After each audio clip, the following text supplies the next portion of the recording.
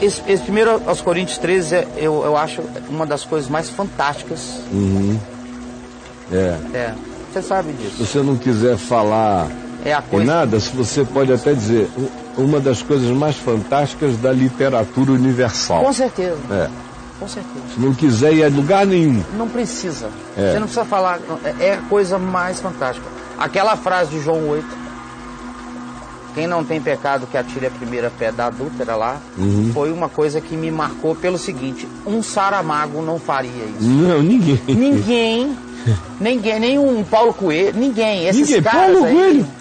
Esses caras que tem essas frases. Não, as do Paulo Coelho, infelizmente, não são frases saramagas. Não consegue. Não. Ninguém. Agora, é por isso que o Thomas Carlyle diz, se você não acreditar que Jesus é Deus, não tem problema, você continua no mesmo problema, mesmo não acreditando que ele é Deus. Porque você vai ter que se curvar ante as mentes que o inventaram e adorá-las como Deus. Perfeito, é isso aí. Fecha aqui. Então essa é a pergunta baseada nessa conversa aqui, que é a seguinte. Caio, como é que desenvolveu-se a sua consciência de que os textos do Evangelho eram críveis? Eram verazes, eram um apoio consistente de informação para a orientação da sua caminhada e da sua fé? Bom, foi um processo.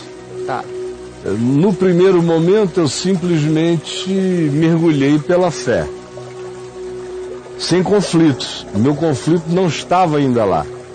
Meu conflito estava tão dentro de mim, decidindo se eu vivia ou me matava. Era uma angústia tão grande que o Evangelho, quando chegou com aquela consolação, apagou qualquer outra forma de conflituamento que pudesse haver na minha mente.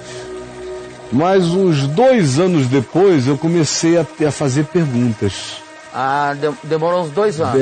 Como é que você sabe que os textos são críveis? Você está baseando todas as decisões da sua vida num fundamento sólido do ponto de vista da ciência histórica, pelo menos? Sim. Já que o Evangelho não cabe na ciência laboratorial, porque ele não dá para ser repetível, vamos fazer outra ressurreição. Ressuscita de novo para a gente ver de outro ângulo. Volta lá. Volta. Fizemos 1000 experimentos e todos foram iguais. Não dá para fazer segundo o critério da ciência laboratorial. A história trabalha com outras categorias. A história, a paleontologia, a arqueologia, essas ciências do tempo trabalham fundamentado em outras medições, em outras categorias de medição, especialmente a história. E aí eu comecei a ler muita coisa. Eu li dezenas de livros sobre história de Israel, história universal, histórias diversas, críticos de história de todos os tipos, críticos do Novo Testamento. Aí comecei a ler os evangelhos apócrifos, todos os que à época já estavam disponíveis e acessíveis. Depois é que todos ficaram cada vez mais acessíveis para que se lesse, mas de saída eu lia muitos e achei a muitos. Li, por exemplo, toda a obra de Flávio Joséfos para acompanhar o processo inteiro. E li os principais críticos da fé, chamada cristã. Os caras que mais me ajudaram nessa vida foram os descrentes, os céticos, os ateus. Foram os que mais me ajudaram. Porque foi em relação aos argumentos deles que os meus cresceram e se fortaleceram, de modo que eles me foram pastores negativos utilíssimos para a construção da fé. Foram catapultas. É. É isso?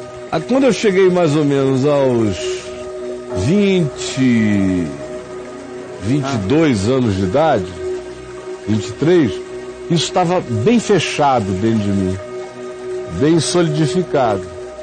A prova disso é que tem aí um videozinho meu que foi gravado há 30 e tantos anos atrás, um filminho chamado Que Diferença Faz, no meio dele tem material que fala daquilo que eram as minhas conclusões e continuam a ser as mesmas até o dia de hoje. Sei.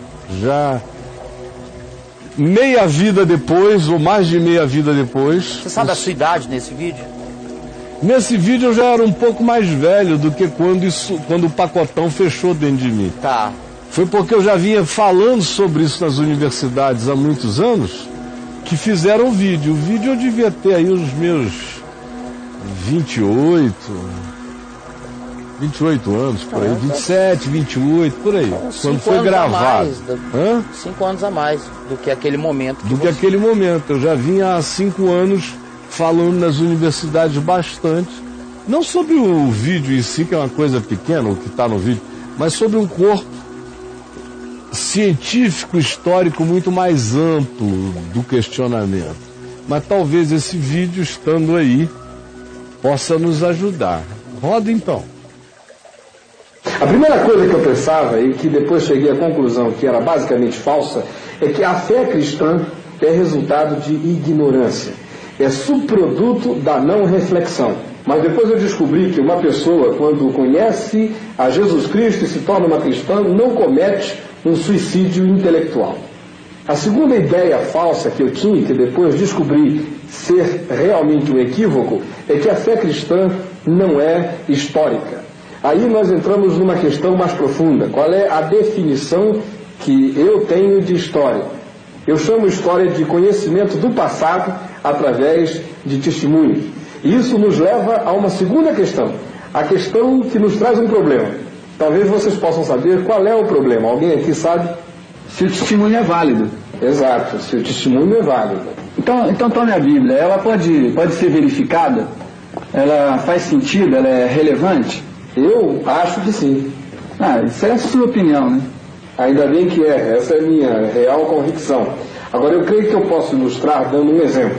E esse exemplo é a partir de uma afirmação contundente. Para mim, o Novo Testamento é mais válido do que qualquer dos mais importantes e célebres livros da literatura clássica. E a essa altura, eu posso até imaginar o nível de ironia que acometeu a cabeça de alguns de vocês. Porque eu tenho feito essa afirmação em muitas universidades, pelo Brasil afora, e já havia estampado no rosto de alguns professores de história um sarcasmo significativo quando eu faço essa afirmação.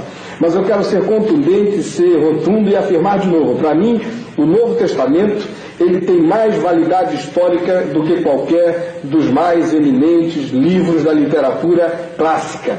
E quando a ironia se estampa nos rostos de algumas pessoas, eu gosto de confrontá-las com algumas demonstrações. Em primeiro lugar, eu chamo a prova da bibliografia. Nós vamos avaliar qual a distância que há entre o tempo no qual o original de um texto foi escrito e a cópia mais velha que nós temos hoje desse original nas nossas mãos. Porque todos nós sabemos que a literatura antiga era escrita em material perecível. Então ela tinha que ser recopiada constantemente. Vamos pegar um exemplo que nos vem da literatura clássica. Vamos ter em mente os textos de Platão. O texto mais antigo que temos de Platão tem 1200 anos de distância do momento histórico no qual Platão o escreveu. Da época quando Tucídides escreveu até a cópia mais antiga que nós temos, passaram 1300 anos. A mesma coisa se pode dizer de Aristóteles. Suas poesias clássicas foram escritas 1400 anos antes da cópia mais antiga que possuímos. Agora vamos pensar um pouquinho no Novo Testamento. A evidência é quase constrangedora em contraste com outras obras. Por exemplo, temos um intervalo de apenas 100 anos com a descoberta dos papiros de John Ryland. Daí nós temos os papiros de Chester Beat, 155 anos. E 200 anos com os papiros de Wagner. Esses papiros são várias porções das Escrituras. Só com isso há mais validade para o Novo Testamento do que para a literatura clássica. A segunda prova que eu chamo é a da manuscritologia. Deixe-me explicar a você do que se trata. Diz respeito à quantidade de cópias que se tem de um presumível texto original. Quanto mais cópias ou manuscritos, mais facilidade para se reconstruir o original e verificar se houve qualquer imprecisão.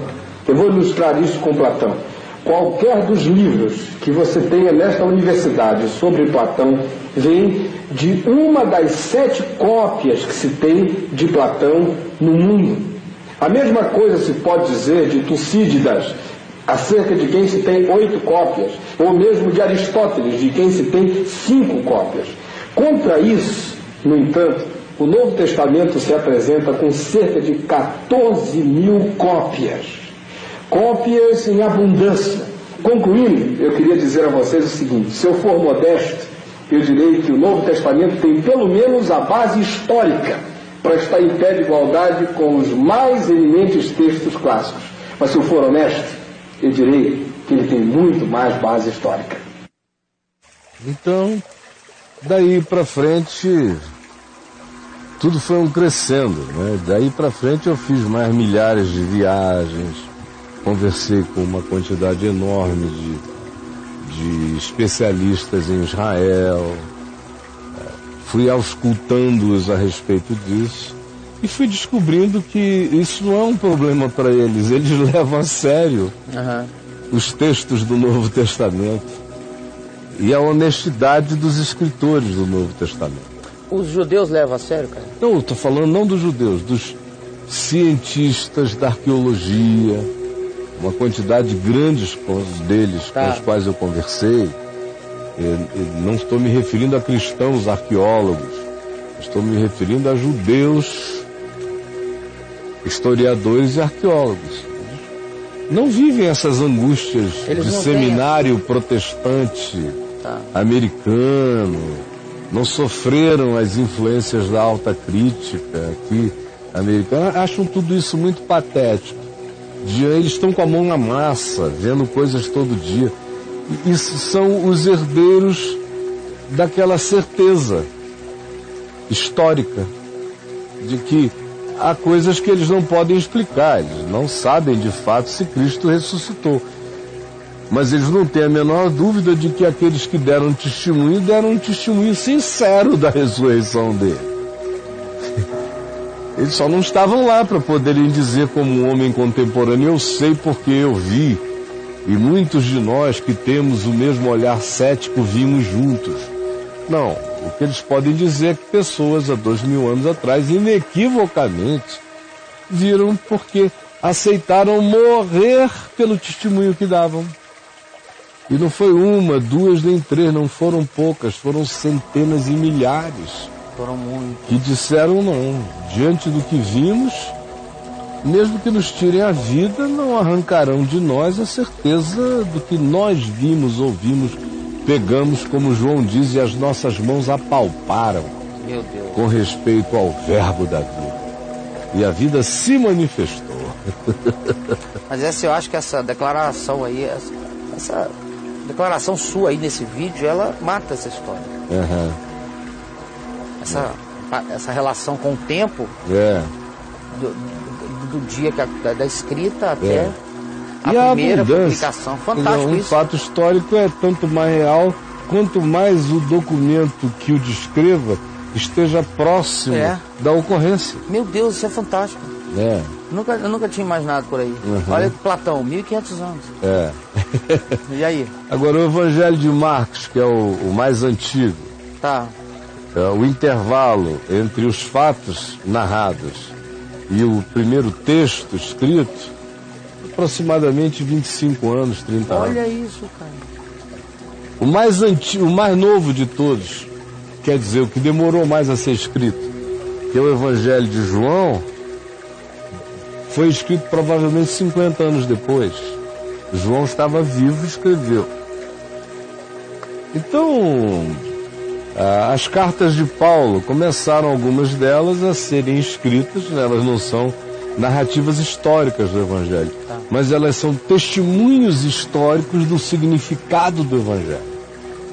Então, cartas como 1 aos Tessalonicenses, 2 aos Tessalonicenses, que muitos dizem que foram as primeiras cartas que Paulo escreveu, foram escritas alguns poucos anos depois da conversão de Paulo. E Paulo se converteu aproximadamente algo em torno de uns 10 anos depois da ressurreição de Jesus. Então é tudo de uma proximidade histórica enorme. Estava tudo fresco. A grama ainda não tinha crescido. Com certeza. Sobre a tumba. Ô Caio, e outra coisa, o Flávio Joséfos, ele entrou por aí, ele citou esses caras? Não, Flávio Joséfos cita Jesus. Ele cita Paulo, não. João, ele só cita Jesus? Ele cita Jesus, ele batido, fala geral sobre o fato de que o testemunho daquele evento continuava sendo dado nos dias dele. E só crescia o testemunho daquela certeza. Olha. Isso ele diz lá, explicitamente. Ele é contemporâneo, Flávio Joséfos? Flávio Joséfos é contemporâneo dos apóstolos. Mas ele só veio a escrever depois que Pedro, por exemplo, Paulo e João tinham morrido. João morreu depois dos anos 70. João foi o mais longevo. Tá. Morreu uns 20 anos depois, mais ou menos, ou 25 anos depois da destruição de Jerusalém. Mas Paulo morreu 6 anos antes, 4 anos antes. Mesma coisa se pode dizer de Pedro. E essa fé estava em franco crescimento. Então, quando Joséfos começou a escrever a literatura dele. Por que ele escreveu a literatura dele? Ele era um judeu que adotou esse nome romano, Flávios Joséfos. Se identificou ao máximo com os romanos, apesar de ele ter lutado em guerras e guerrilhas contra os romanos. Ele foi preso. Para não morrer, ele se deixou cooptar na seguinte estratégia. Ele falou, vou me deixar cooptar, já está tudo perdido mesmo aqui, eu vou ajudar, vou me aculturar, mudou de nome, e vou escrever a história dos judeus para o mundo. E aí ele começou do Gênesis, ele reescreveu a história bíblica inteira e aquilo que não está na Bíblia e que constava dos registros históricos de Israel. É um trabalho de um composer de dados maravilhoso. Meu Deus, cara. Maravilhoso. Você entra, o que estava acontecendo com Moisés quando a Bíblia não narra? Como foi a vida dele no Egito antes da Bíblia começar a narrar? Ele conta isso. Ele pegava toda a informação da literatura judaica, dos cânones históricos judaicos e absorveu tudo e organizou, e é uma coisa maravilhosa. Tanto é tão veraz que em Israel os arqueólogos cavam em Israel com Flávio Joséfos numa mão e a Bíblia na outra. Meu Deus do céu, que barato. Porque um vai confirmando o outro o tempo todo. Joséfos não desmente a Bíblia? Não, ele confirma. Ele acrescenta. Acrescenta, dá detalhes, fortalece. Olha isso. A descrição, a narrativa. Tá, aí a relação dele com o Novo Testamento, qual é? Com o Novo Testamento é essa, de dizer que surgiu entre eles, alguém descreve Jesus, e diz que o impacto, e fala de uma maneira veneranda, em relação a Jesus, do encantamento, do fascínio, da maravilha, da graça que lhe destilava da vida e tal, e que, tendo sido morto, há o testemunho de que ele ressuscitou, dado por pessoas que estavam dispostas a dar a própria vida por essa certeza. Mas ele é econômico porque foi o Império Romano, afinal, quem executou Jesus a pedido dos judeus. Então ele tem que frear. Ele não fica com muita descrição, nem muito aplicativo disso. Porque ele pode não se enrolar. A cabeça dele. Ele podia perder a cabeça. Então, com relação a Jesus, ele foi meio Galileu. Ele foi Gamaliel. Foi ali devagarzinho e tal. Cara. Mas, Braulio... Cara, deve ser demais ler esse cara. Tem aqui em casa, tem as obras todas. Ali embaixo tem uma suma da história dos hebreus. E tem várias. Eu ganhei essa coleção toda quando eu tinha 20 anos. Eu enchia assim um lado de cima de uma biblioteca, eram muitos livros. Só de Joséfos. Fantástico. Mas olha só, meu querido amigo. Vamos mandar um abraço para ele, Joséfos. Grande beijo. Com a gente aí, tá? Aquele abraço. Isso. Flávio José. Aquele abraço.